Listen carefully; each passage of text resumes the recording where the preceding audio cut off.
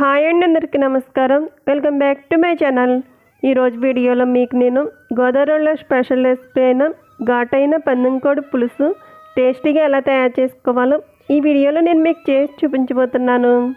ఘాటుగా పందెంకోడి పులుసు ఇలా చేసుకున్నట్టయితే రైస్లోకి, అలాగే చపాతీ పుల్కాల్లోకి, బగారా రైస్, రాగి సంగటిలోకి కూడా చాలా బాగుంటుంది. ఇప్పుడు ఘాటుగా గోదావరిలో స్పెషల్ రెసిపీ అయిన పందెంకోడి పులుసు తయారు చేసుకుని ఆ ప్రాసెస్ చూసేద్దాం. ముందుగా ఇక్కడ నేను స్కిన్ తీసివేసిన 1/2 kg దాకా బోన్స్తో ఉన్న పందెంకోడి మాంసం తీసుకుంటున్నాను. ఇప్పుడు ఈ మాంసంలో 1 స్పూన్ దాకా రాళ్ళు ఉప్పు వేసుకుని ఉప్పు అంతా కూడా మాంసం ముక్కలకు బాగా కలిసేటట్టు కలుపుకుని నీళ్లు పోసి 1కి 2-3 సార్లు కడిగి పెట్టుకోవాలి. ఇలా కడిగిన తర్వాత బౌల్లోకి తీసుకుని ఇందులో 1/4 టీ స్పూన్ పసుపు వేసుకోవాలి. అలాగే టేస్ట్కి సరిపడా సాల్ట్ యాడ్ చేసుకోవాలి. ఇప్పుడు ఇందులో స్పైసీకి సరిపడా 2 స్పూన్ల కారం వేసుకోవాలి. అలాగే 1/4 టీ స్పూన్ దాకా హోమ్మేడ్ గరం మసాలా పొడి వేసుకోవాలి. ఇప్పుడు మనం వేసుకునే ఇంగ్రీడియంట్స్ అన్నీ కూడా బాగా కలిసేటట్టు కలుపుకుని మూత పెట్టి 1 గంట పాటు పక్కన పెట్టుకోవాలి.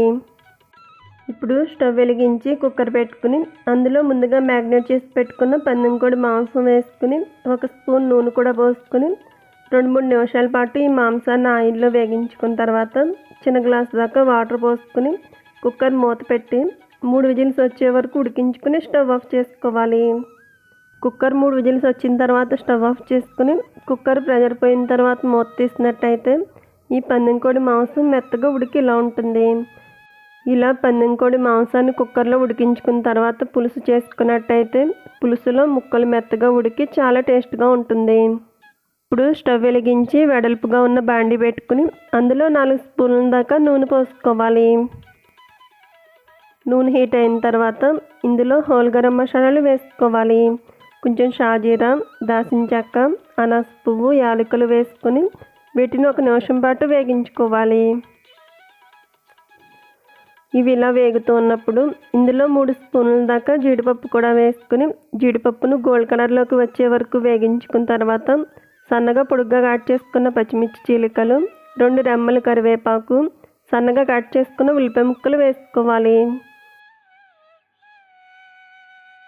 ఇక్కడ 3 మీడియం సైజులో ఉండే ఉల్లిపాయలు తీసుకుని సన్నగా ముక్కలు కట్ చేసుకుని యాడ్ చేసుకుంటున్నాను.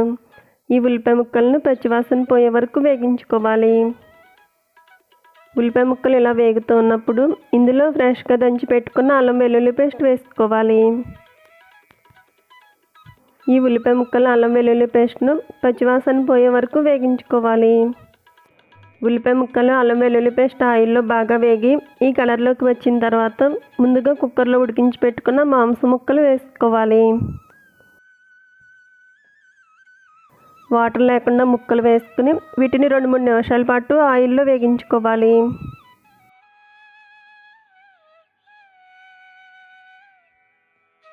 వీటిని ఇలా వేగించుకున్న తర్వాత ఇప్పుడు మాంసం ఉడికించిన తర్వాత వచ్చిన వాటర్ను కూడా ఇందులో పోసుకోవాలి.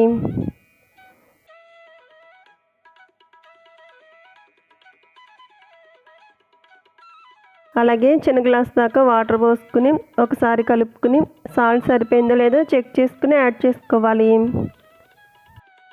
సాల్ట్ వేసుకున్న తర్వాత ఇందులో 1/4 టీ స్పూన్ దాకా హోమ్మేడ్ చికెన్ మసాలా పొడి కూడా వేసుకోవాలి. ఇప్పుడు ఒకసారి అంతా కూడా బాగా కలిసేటట్టు కలుపుకుని మూత పెట్టి మంటను హై ఫ్లేమ్లో పెట్టుకుని 20 నిమిషాల పాటు ఉడికించుకోవాలి. ఇక్కడ చూపిస్తున్న విధంగా పులుసు ఇలా ఉడికిన తర్వాత ఇప్పుడు స్టవ్ ఆఫ్ చేసుకుందాం. ఈ ప్రాసెస్లో చేసుకున్నట్టయితే గోదావరిలో స్పెషల్ రెసిపీ అయిన ఘాటుగా పందెంకోడి పులుసు రెడీ అవుతుంది. చూసారు కదా ఫ్రెండ్స్, చాలా సింపుల్గా చాలా టేస్టీగా తయారు చేసుకోవచ్చు. సో ఫ్రెండ్స్, ఈ వీడియో నచ్చితే లైక్ చేయండి, అలాగే మీ ఫ్రెండ్స్ అండ్ రిలేటివ్స్కు షేర్ చేయండి. Thank you for watching video friends.